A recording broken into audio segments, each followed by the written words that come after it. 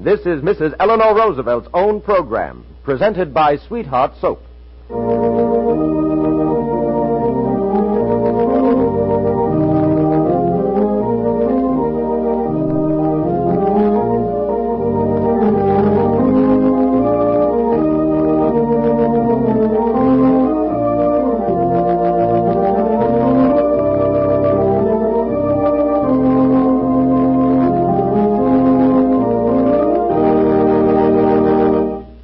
And now, as Americans from coast to coast tune in these stations, Mrs. Eleanor Roosevelt drops in for another friendly chat.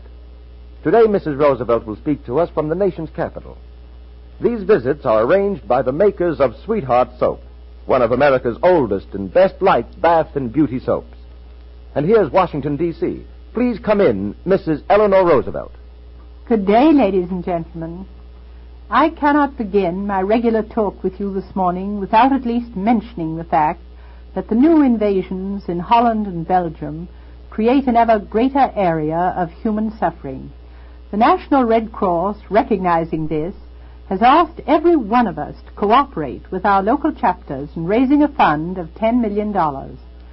This is an appeal to all of us to do what we can according to our means with money and with personal work. We who do not dread the sound of an aeroplane overhead, who do not listen for the distant sound of guns, nor search our papers for lists of casualties, have much to be thankful for. This is one of the tangible ways in which we can show our appreciation for the blessings of this life and our sympathy for those who suffer. Yesterday, on the 120th anniversary of the birth of Florence Nightingale, 10,000 nurses from all over the United States went to Philadelphia to meet and discuss nursing in a democracy. Because of a tendency to shorten the hours of work and because of the growth of public health programs, the whole field of nursing is expanding. The American Nurses Association feels that nursing offers opportunities to many young women who wish to find useful, satisfactory life work. In answer to the question, is the private duty nursing field overcrowded, the Nurses Association says it has too few well-prepared, capable, enthusiastic, alert, and informed nurses, too few specialists in fields such as psychiatry, care of the tubercular, and of children. Home nursing and teaching were two of the earliest professions in which women engaged, and they came to them quite naturally because, untrained as they were, they had been carrying on the work of nursing and of teaching in their homes and in their communities from time immemorial. In the next few weeks, I think it will be interesting for us to cover various subjects which touch the home, partly because many people think that home life and its influence over young people has suffered in the United States during the last decade, and partly because I think that in a time of change we should be re-examining the ways in which we've made our homes more or less useful as centers for the development of the democratic way of life. What relaxation and entertainment do they provide, and how do they prepare us for participation in wider fields of activity? The first question that confronts anyone in establishing a home is the adjustment of two human beings to each other. In the case of young married people, the adjustment begins with two personalities, the man and the woman. Gradually, as children come along, new elements enter into the adjustment. And if the home is one where people are employed, there is the adjustment between employer and employee, so that in miniature we have in every home the opportunity to develop qualities of character and the technique necessary for cooperative living in the community. I have always thought that this function of the home was one of the most valuable educational processes.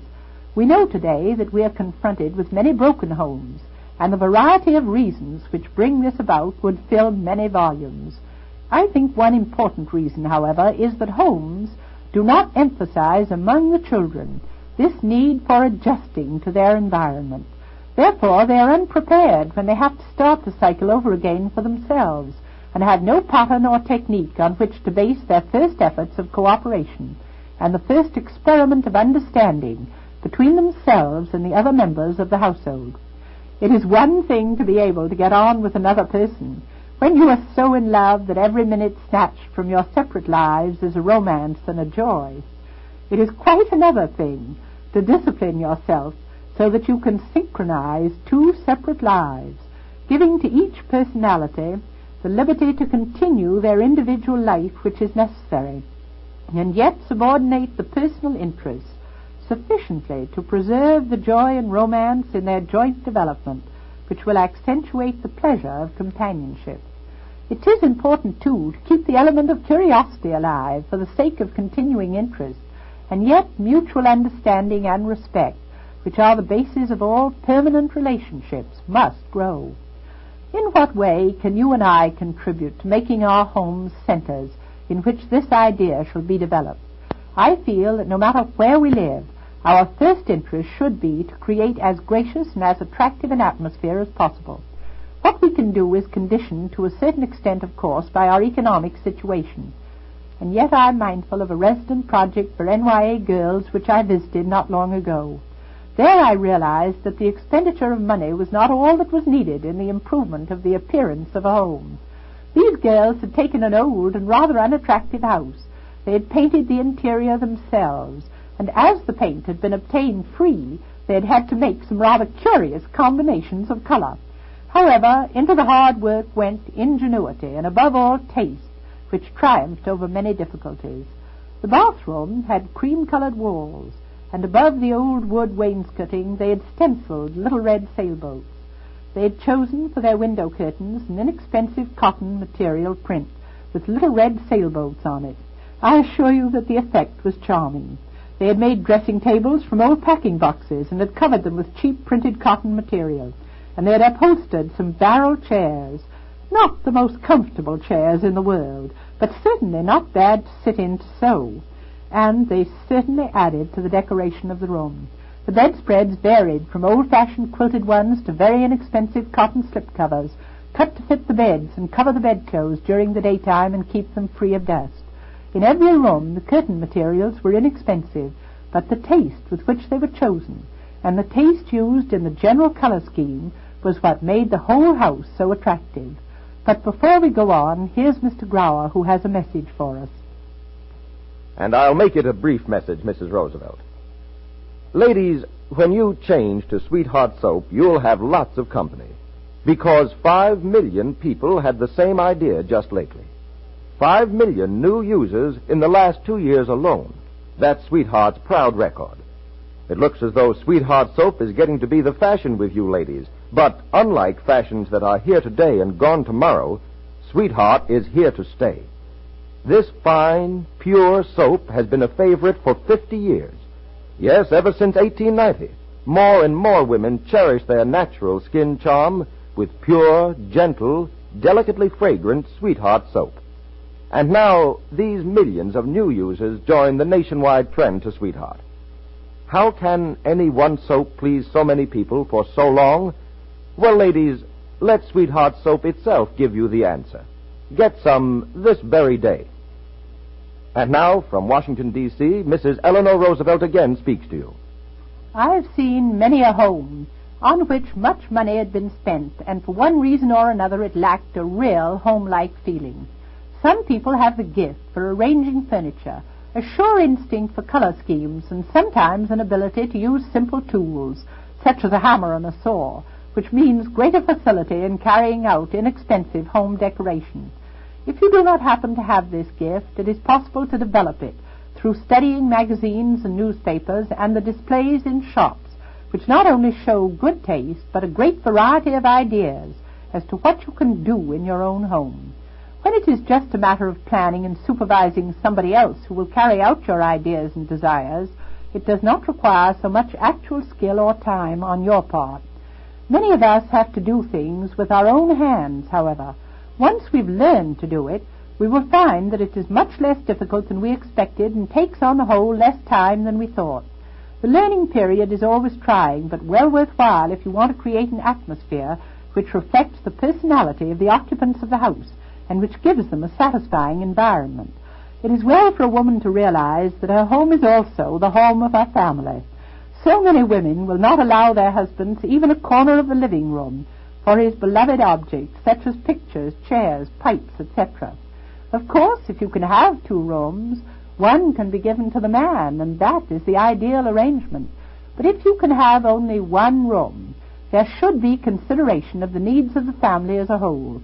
That includes some kind of provision for the children's interests as well. Either space for games to be set up, or if they have some hobby they like to carry on in the company of their elders, there should be some effort made to arrange the room for these interests so that it is the center for the family group.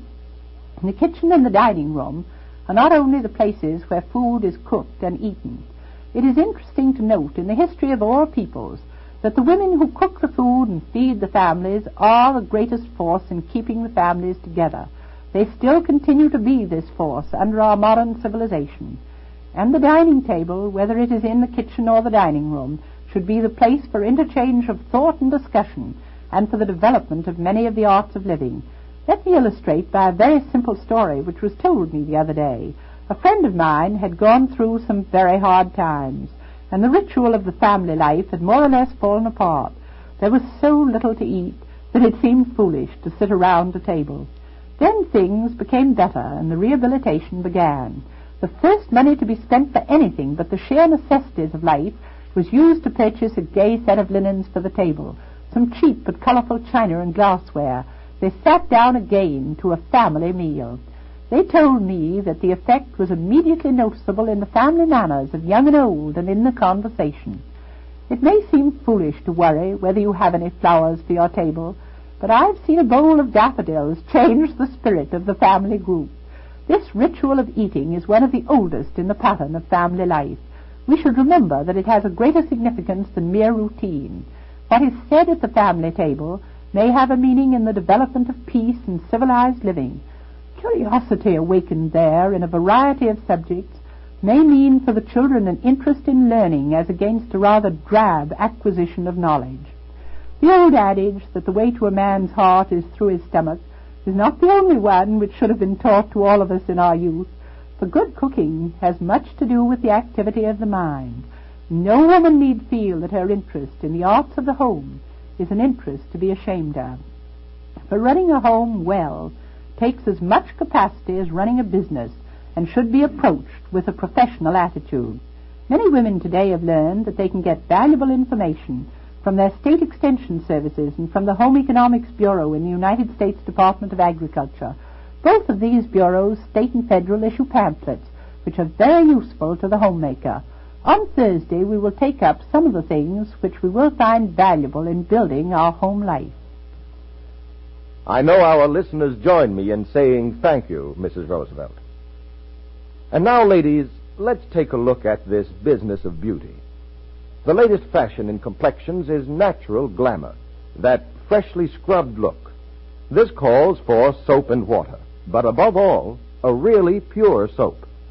Choose Sweetheart soap because you're sure it's pure. Its wonderful purity means Sweetheart soap is as gentle as it is thorough. That's how it can clean away stubborn surface impurities, reveal more natural loveliness, and help skin stay soft and smooth besides. It's why Sweetheart is highly recommended even for young babies' tender skin. Indeed, many a grown-up glamour girl thanks Sweetheart soap from the cradle for her naturally lovely complexion. Why don't you try Sweetheart soap very soon?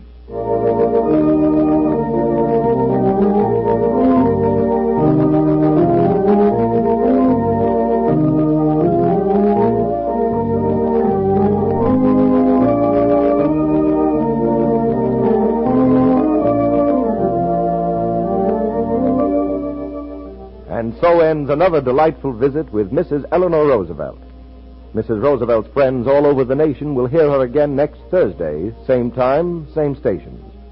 The makers of Sweetheart Soap, famous for 50 years as the soap that agrees with your skin, invite you to be with us next Thursday when you'll again hear Mrs. Eleanor Roosevelt's own program. This is Ben Grauer speaking. This is the National Broadcasting Company.